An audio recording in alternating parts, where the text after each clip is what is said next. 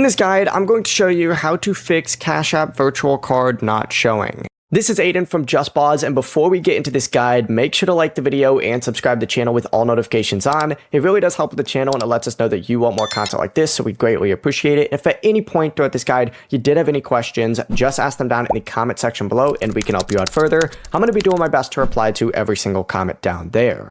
First things first, you do need to open up Cash App and you need to go to the Money tab down at the very bottom and open up the card home, and you could just do that by selecting your card.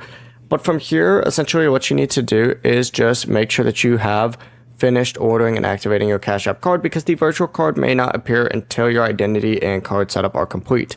From here, just close and reopen up Cash App, update it through the App Store and Google Play Store if it's not already updated. Return to this card home section, tap on your card, and you're going to see the Show Card Info section.